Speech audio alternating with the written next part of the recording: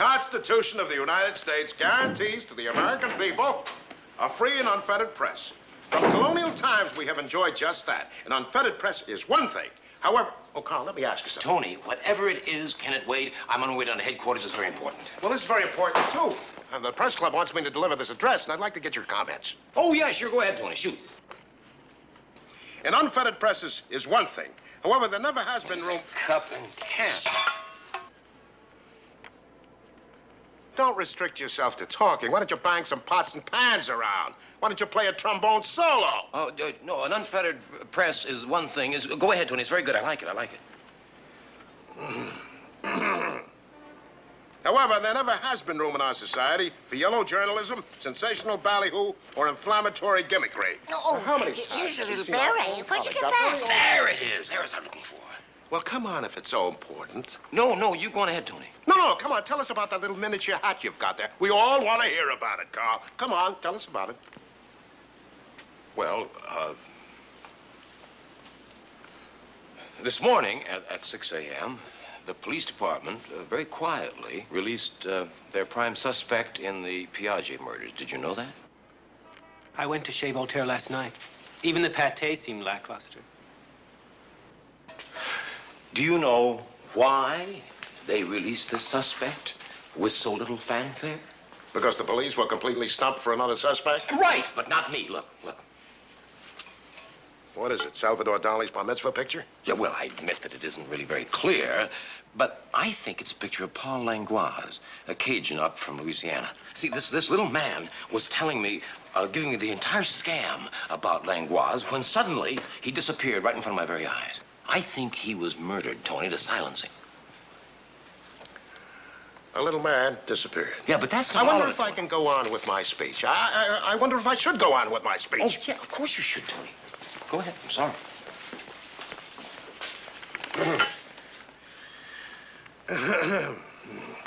There has never been any room in our society for yellow journalism, sensational ballyhoo, or inflammatory gimmickry. Terrific. How many times have we seen our very own colleagues opt for whimsical brass band approach, rather than lay the groundwork for reasoned treatise dealing with real gut-level issues of our day? Politics, economics, responsible journalism. We can never be remiss in our duties to the people who count on what we tell them to believe. So, why are you laughing at my photograph here? Well, look, so it's a little blurry, huh? Now, that shot shows a murder taking place. Now, why don't you pick up this guy Langlois? I'd like to pick you up and drop you right down an elevator shaft. Oh, and that was beautiful what you did to poor old Paco. Well, some kids let the air out of his tires, that's all. Why blame me? You let the air out of the tires. Me? Yes, you. Whatever happened, I'm okay, you're okay. Well, to tell you the truth, you're not okay. The people in group therapy didn't tell me I was ever going to meet anybody as un-okay as you are. Carl, single-handedly, you had that strange ability to take 1.5 years of group therapy and send it right down the drain. And as for your little man, yeah, well, he's something for the Missing Persons Bureau. And Paul Langlois, well, we're way ahead of you on that, too. We tracked him down through Bobby Ray Solange. Well, that's terrific. You got him. Now, what are you going to question him? Oh, well, you see, I can't wake him up to do that. He's asleep. Asleep? Has the heat wilted your brain pan? Wake him up. He's got an ironclad alibi. He's being monitored 24 hours a day by people in those electric gizmos. He has been asleep for over 6 weeks. He is a volunteer subject for a sleep study at the university. He's asleep.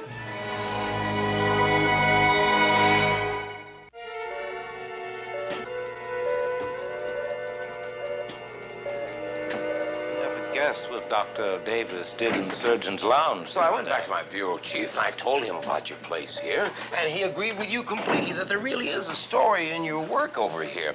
So I said to him, Tony, I'm beginning to see your point. Oh. Yeah, and so I went down to the Times and went into the file room to look up what they had written about your place here. Well, all I could find was just a little infinitesimal blurb on your narcosynthesis program here. So I've decided to do a whole feature series of articles on you. I mean, if it's okay with you. Well, you can take your feature series and rotate on it. You take me for some sort of woolly-headed, absent-minded intellectual. I know the score. The police were already here and told me all about Paul Langlois and the murders.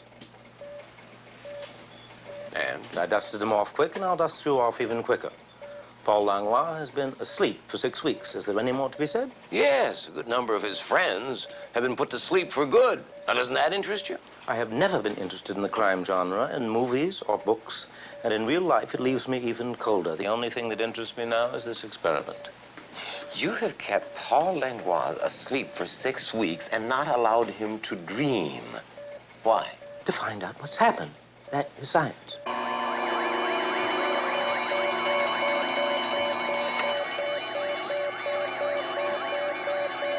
Is he dreaming or remming or whatever you call it? Natalie, my pet, will you go get Danforth, please? I told you he's not being allowed to dream. That's why I hate talking to laymen. Look at the EEG. Steady delta. Yeah, well, then why are all the buzzes going off like a racetrack tugboat? We don't really know. It just happens occasionally. We'll find out at the conclusion of the experiment. Ah, Danforth. Well, I thought Danforth was a doctor. About the time I was getting bounced out in my ear, Patrolman Warren Lunt, assigned to a beat in the South Side's hillbilly ghetto, was making his nightly sweep along Dahlstrom Avenue in search of undesirables. He found a most undesirable way to die.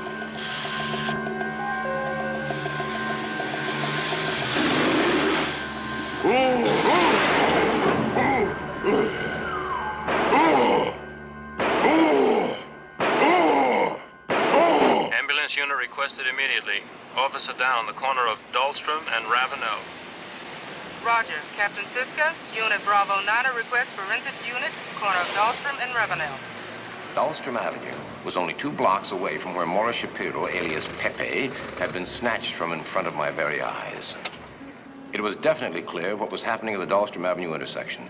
The good captain was presiding over another murder while the prime suspect slumbered in the arms of the university. And from what I had seen at the sleep lab, he was not slumbering peacefully. Yeah, a lot of these poor Southerners migrated to Chicago. They were always talking about the bayous and the Philly gumbo and the Paramount Fade and Oh, what? The para what? Am I a Cajun? Some kind of Michigan legend.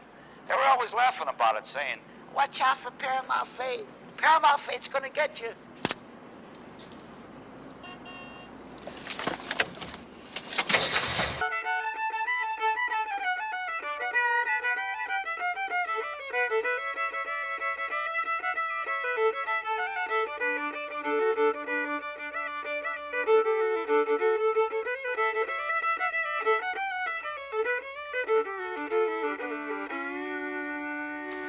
Better, but that last riff still doesn't do it for me. We'll take it again.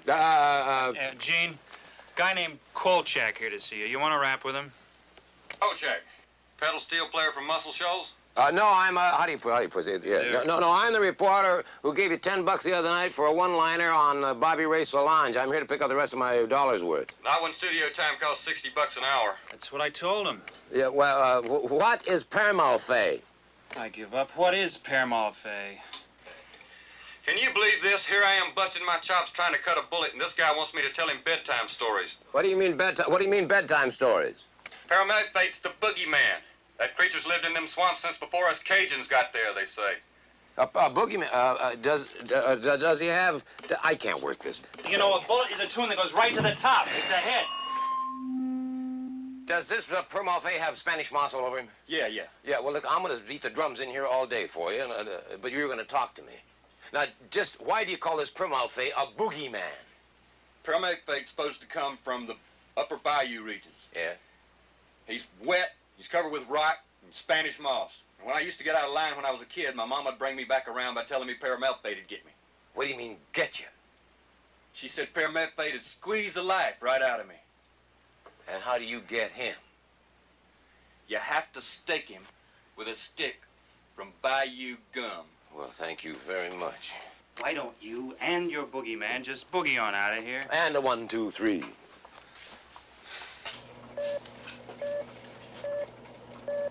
And I wanted to put it on the record, Captain, that I consented to this under duress.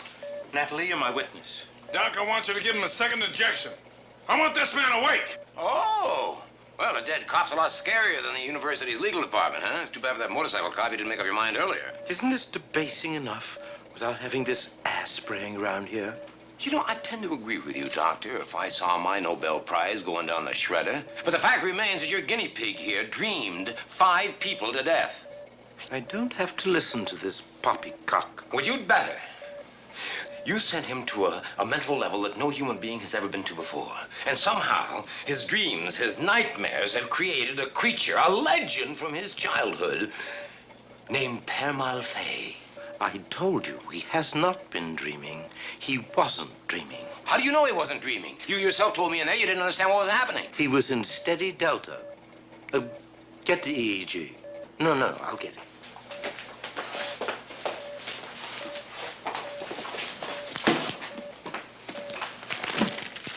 Steady delta. No REM, no dream. Yeah. Terrific. Listen, what time did that motorcycle cop die, huh? 8:30. I suppose that's got something to do with this little fantasy of yours. Yeah, as a matter of fact, it has, yeah. I happened to be right here in this joint at 8:30 tonight when his vital signs went crazy. Let's see, June 5th. Where are we? June 5th. 2 a.m., uh-huh. Yeah. And July 6th at 11 p.m. right here. What about yesterday? Yesterday, there we go. At 10 p.m.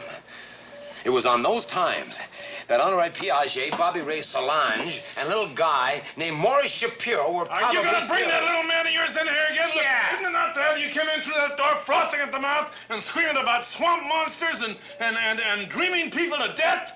I gotta tell you something. Ever since you've been on this thing with me, you've been bugging me. Bugging me good.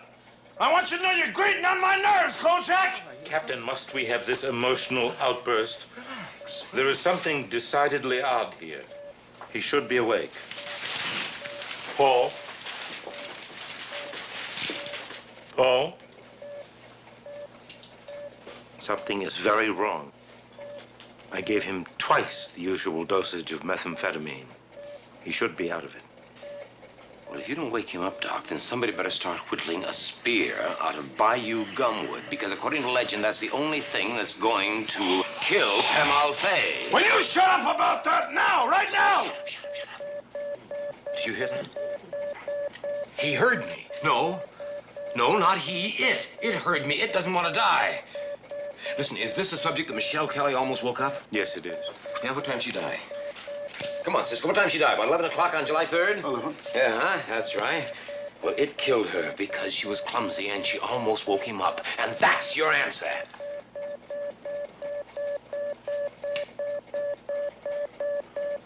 He isn't dying, is he, Doc?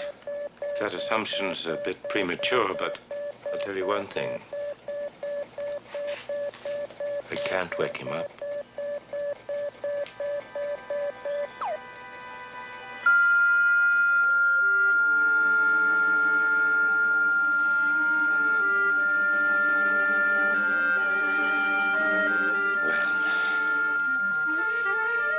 All of his dreams and his nightmares are over.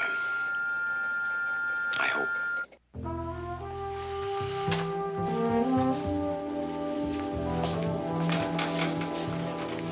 Evening, Bruno. We doing, Carl? Getting any? Getting any. What happened? Leaking from the roof. Uh-huh. Plumber will be out tomorrow. Yeah, want to bet it's next week?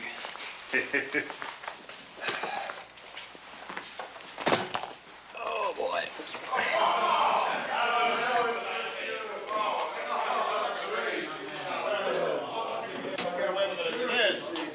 Great. Carl, fellas wanted to step into my office and find some drinks on a tray in there. Sure. Carl, I'm more than a little irked not seeing you at the press club banquet when you knew I was the feature speaker. Tony, I'm sorry. I'm really very, very sorry. But I was working on a story that's really, oh, boy. Listen, how did your speech go? Oh, like calamine lotion in a poison ivy ward. I got a standing ovation. You cut it short, right? Right. I was a little relieved to get it over with. Oh, then we closed down the press club bar. No. And we closed down Little Dublin. Oh, Tony. I'm still celebrating. Come on, Carl, why don't you come in there? No, later. I'll be finish this. Ron. Good night.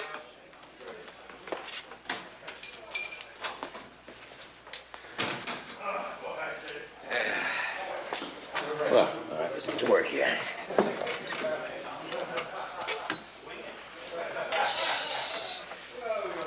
Good. Yeah.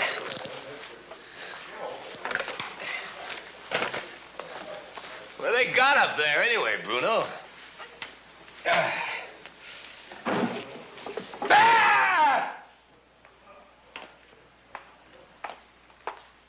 What's the matter, Carl? What is it? That ceiling isn't leaking.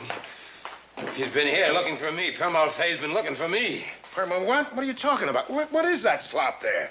Listen, he's not dead. He's existing independently of Paul Langlois. He's still alive. He heard me talk about that swamp gum tree spear, and he's come looking for me. Well, Carl, look, stay here, have a drink, relax. What, are you crazy? Stay here and get killed? You out of your mind? Listen, he killed Paul Langlois because we waking him up. Listen, where in Chicago would you look for a swamp creature? Where would he live?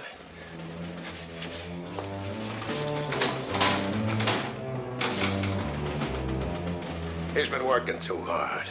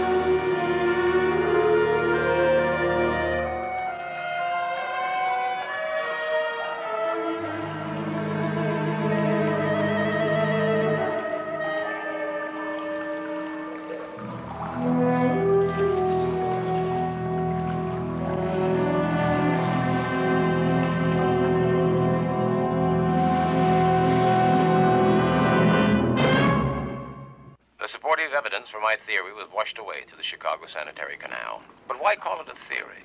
It was really a fact. How could it possibly happen?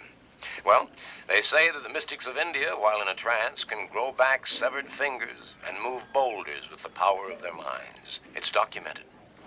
Somehow, Paul Langlois, in his special dream state, did even more than that. He created a palpable horror.